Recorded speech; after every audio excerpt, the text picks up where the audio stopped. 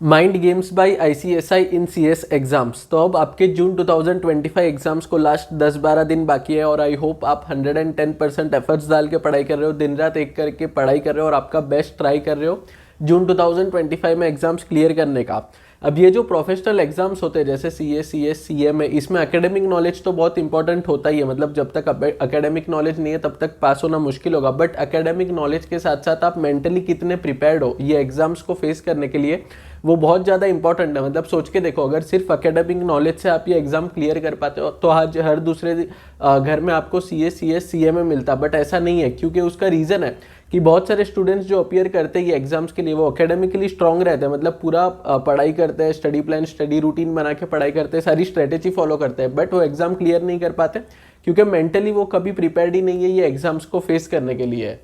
मतलब अगर मैं आपको एक एग्जांपल दूं कि 100 बच्चे अपीयर कर रहे हैं एग्जाम्स के लिए for a professional exam like CS CM है, तो वो 100 में से पहले आप 20 को तो हटा दो साइड में, क्योंकि वो 20 लोग ऐसे रहेंगे जिनका मेन अटेम्प्ट होगा दिसंबर 2025, बट वो खाली इस बार एग्जाम देने के लिए बस अपीयर कर रहे हैं टू अंडरस्टैंड कि कैसे क्वेश्चन आते हैं। और या फिर ऐसे स्टूडेंट्स होंगे जो अब उसका फ्रेंड दे रहा है तो उसने भी सीएस कर लिया बट बाद में वो आगे जाके वो सीएस छोड़ देगा, तो उनको अपन हटा देते हैं। बट बाकी जो 80 स्टूडेंट्स हैं वो प्रॉपर स्टडी रूटीन फॉलो करते हैं, स्टडी प्लान बना के पढ़ाई करते हैं, सारी स्ट्रेटेजी बनाते हैं, रिवीजन करते हैं, मैराथन लेक्चर देखते हैं, राइटिंग प्रैक्टिस करते हैं, बट फिर भी कभी वो एग्जाम क्लियर ही नहीं कर पाते। मतलब मैक्सिमम कितने 10 12 15 20 22% रिजल्ट आता है, तो उतने ही बच्चे पास कर पाते हैं एग्जाम। तो इसके वजह से बाकी जो स्टूडेंट्स ऐसा नहीं है कि वो पढ़ाई नहीं कर रहे हैं, इट्स जस्ट दैट कि वो मेंटली कभी प्रिपेयर नहीं होते ये एग्जाम्स को फेस करने के लिए। और सिमिलरली जब हम सीएस एग्जाम्स की बात करते हैं तो आपके एग्जाम में आईसीएसआई मल्टीपल ट्रिक्स यूज करता है टू टेस्ट कि आप मेंटली कितने प्रिपेयर्ड हो सीएस जैसी प्रोफेशनल एग्जाम को क्लियर करने के लिए। अब कौन सा वो माइंड गेम्स है जो आईसीएसआई यूज करता है आपको टेस्ट करने के लिए मेंटली, वो हम डिस्कस करेंगे। और 1 2 3 नहीं, टोटल 5 माइंड गेम्स ऐसी है जो हर अटेम्प्ट में, मतलब आप कोई भी अटेम्प्ट उठा के देख लेना, हर अटेम्प्ट में ये इसमें से ही कोई माइंड गेम आईसीएसआई यूज करता है जिसके वजह से बच्चे अचानक पैनिक हो जाते हैं, बहुत ज़्यादा टेंशन क्रिएट हो जाता है स्टूडेंट्स में ड्यूरिंग द एग्जाम्स। मतलब आप याद करके देखो, अगर आपने पहले कभी एग्जाम दिया तो आपने ऑब्जर्व किया होगा रिजल्ट के दिन या फिर एग्जाम के बाद यूजुअली स्टूडेंट्स और प्रोफेसर्स भी डिस्कस करते हैं कि इस बार ये एक ऐसी अनएक्सपेक्टेड चीज़ हो गई जिसके वजह से, जो हमने किसी ने एक्सपेक्ट नहीं किया था, जिसके वजह से बहुत सारे लोगों का जो पेपर है वो बहुत ज़्यादा डिफिकल्ट गया या फिर एग्जाम क्लियर नहीं कर पाए।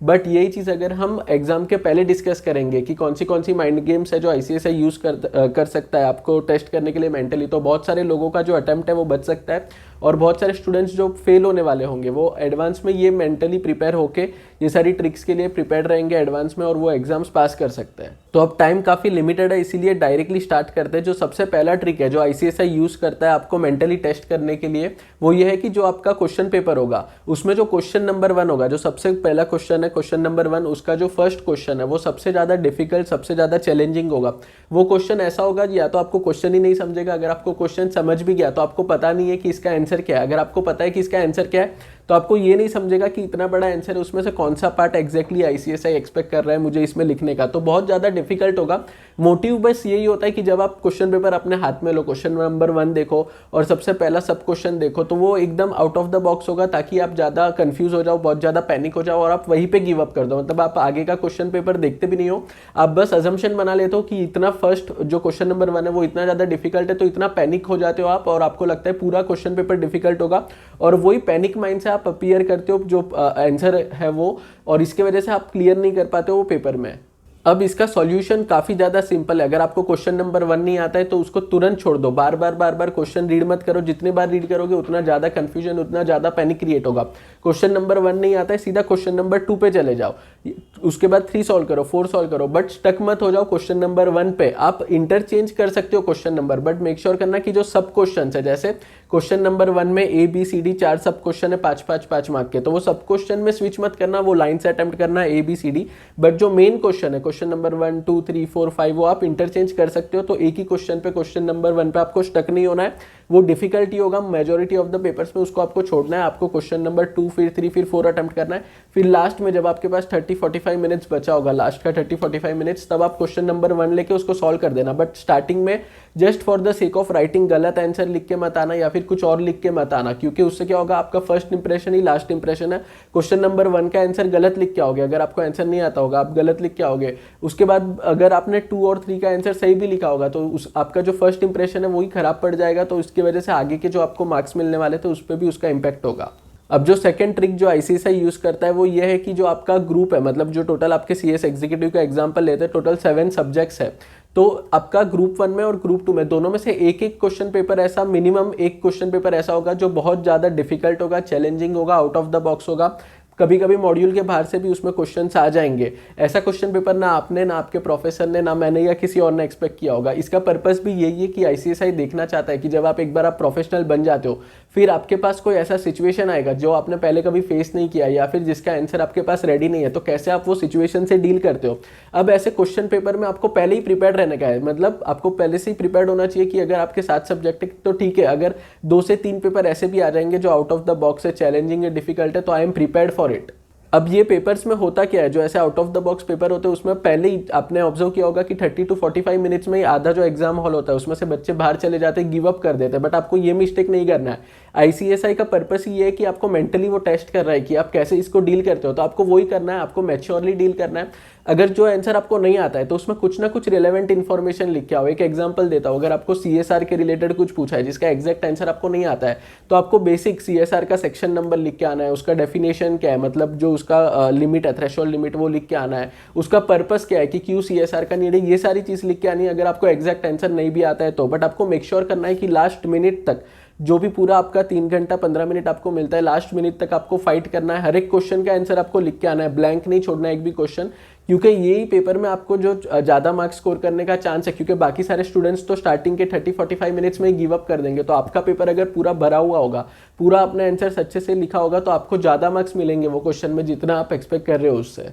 थर्ड इंपॉर्टेंट ट्रिक पे आते हैं जो काफ़ी ज़्यादा कॉमन है, आपने भी देखा होगा कि क्या होता है कि पेपर कोई और सब्जेक्ट का होगा, जैसे पेपर आपका होगा सीएमएसएल का, बस उसमें आईसीएसआई पूछ लेगा क्वेश्चन कंपनी लॉ का। अब ये जो माइंड गेम है इसको क्रैक करना थोड़ा आसान है, क्योंकि यूजुअली क्या होता है कि कोई दूसरे सब्जेक्ट में भी आईसीएसआई क्या करता है, कंपनी लॉ का क्वेश्चन डाल देता है, और ये बहुत फ्रीक्वेंट होता है। मतलब आपने देखा होगा दूसरे पेपर में 5 से 10 मार्क का कंपनी लॉ का क्वेश्चन कोई ना कोई आ जाएगा। अब इसका रीजन काफ़ी सिंपल है, ऐसे कंपनी सेक्रेटरी, आपका जो कंपनी लॉ है वो सबसे कोर एरिया है, मतलब आप उसमें बोल नहीं सकते कि सीएमएसएल के पेपर में कैसे आईसीएसआई ने कंपनी लॉ पूछ दिया, ऐसा नहीं होता है। सारे सेक्शन इंटरकनेक्टेड होते हैं, इसलिए बहुत ज़्यादा इंपॉर्टेंट है कि आप प्रिपेयर्ड रहो कि कोई भी एग्जाम के लिए आप जा रहे हो, अगर कंपनी लॉ का क्वेश्चन आता है उसमें, तो आपको पता होना चाहिए कि इसका आंसर क्या है, और आप ऑलरेडी प्रिपेयर्ड रहने चाहिए कि ठीक है, अगर मुझे 5-10 मार्क का 15-20 मार्क का कंपनी लॉ पूछ भी लिया कोई दूसरे पेपर में जैसे सीएमएसएल में, तो I am prepared for it in advance. अब आते फोर्थ इंपॉर्टेंट ट्रिक पे जो है interchange of question in same subject. अब ये काफ़ी ज़्यादा इंटरेस्टिंग है, सबसे ज़्यादा बच्चे यही पे मार खा जाते हैं, यही ट्रिक वो समझते नहीं है,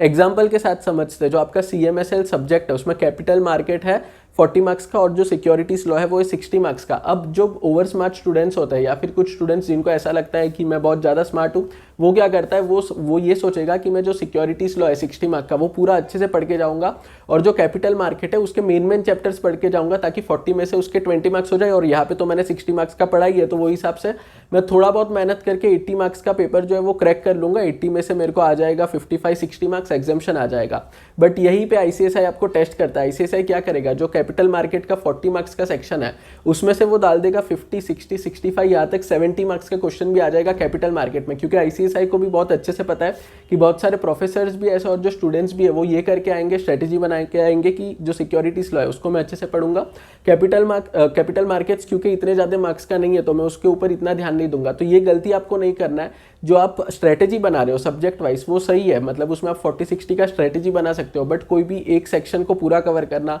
कोई एक सेक्शन को आधा कवर करना, या फिर कुछ सब्जेक्ट्स कुछ चैप्टर से उसको छोड़ना, अगर आप ये करोगे तो वो आपके लिए बहुत ज़्यादा डिफिकल्ट हो जाएगा फिर वो पेपर क्लियर करना। तो इसके लिए ऐसे जो भी सब्जेक्ट है जिसमें बाइफर्केशन ऑफ मार्क्स है 40-60, 60-40, 50-50, 70-30, उसमें ये गलती मत करना कि एक सेक्शन आप कोई भी छोड़ के चले जा रहे हो, क्योंकि 30 मार्क्स का भी वो सेक्शन होगा तो भी आईसीएसआई उसमें से 50-60 मार्क का क्वेश्चन पूछ सकता है, और पहले भी पूछा है, बाद में भी पूछेगा, अपकमिंग अटेम्प्ट्स में भी पूछेगा। तो पहले से आपको मेंटली उसके लिए प्रिपेयर रहना है और अकॉर्डिंगली प्रिपरेशन करना है। अब आते हैं फिफ्थ और लास्ट इंपॉर्टेंट ट्रिक पे। अब ये भी बहुत ज़्यादा इंटरेस्टिंग है। जब भी आप स्कैनर गो थ्रू करते हो, मतलब एग्जाम के पहले जब हम स्कैनर देखते हैं तो हमेशा हम देखते हैं कि कुछ कुछ हर सब्जेक्ट में कुछ कुछ 2-3 चैप्टर्स ऐसे होंगे जिसमें से लास्ट 2-3 अटेम्प्ट में एक भी क्वेश्चन नहीं पूछा, या फिर अगर क्वेश्चन पूछा भी है तो हार्डली एक क्वेश्चन पूछा है 5 मार्क का। तो हमको क्या लगता है कि ये 2-3 चैप्टर्स ऐसे कि यार लास्ट 2-3-4 अटेम्प्ट हो गए, क्वेश्चन ही नहीं आया, या फिर क्वेश्चन आया भी तो 5 मार्क का ही आया। तो मैं काम करता हूँ, ये जो 2-3 चैप्टर है उसको छोड़ देता हूँ, बाकी जो मेन चैप्टर्स है उसके ऊपर फोकस करता हूँ। बट